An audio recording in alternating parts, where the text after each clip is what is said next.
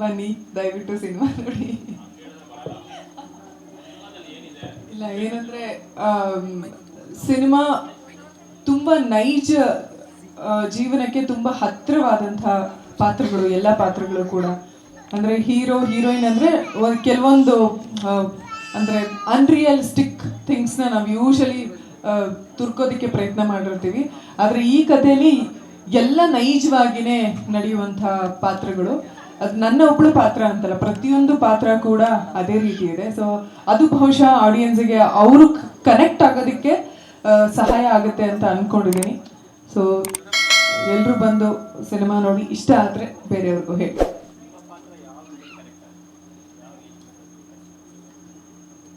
ಹೇಳ್ಬೋದಾ ಸರ್? ನನ್ನ ಪಾತ್ರ ಬಂದು ಅವರು ಅಂದರೆ ಬುದ್ಧಿ ಬಂದ ಮೇಲೆ ಕನೆಕ್ಟ್ ಆಗುತ್ತೆ. ತಿಳುವಳಿಕೆ ಬಂದ ಮೇಲೆ ಕನೆಕ್ಟ್ ಆಗುತ್ತೆ.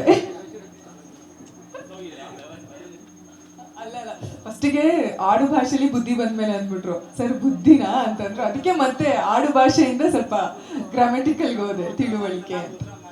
ಲೇಟೆಸ್ಟ್ ಹಾಗೂ ಇಂಟ್ರೆಸ್ಟಿಂಗ್ ಸುದ್ದಿಗಳಿಗಾಗಿ ಬಾಸ್ ಟಿವಿ ಕನ್ನಡ ಚಾನೆಲ್ನ ಸಬ್ಸ್ಕ್ರೈಬ್ ಮಾಡಿ. ಹಾಗೆಯೇ ಬೆಲ್ ಐಕಾನ್ ಪ್ರೆಸ್ ಮಾಡಿ. ಇದರ ಜೊತೆಗೆ ಫೇಸ್ಬುಕ್, ಇನ್ಸ್ಟಾಗ್ರಾಮ್, ಎಕ್ಸ್ ನಲ್ಲೂ ಮಿಸ್ ಮಾಡದೆ ಫಾಲೋ ಮಾಡಿ.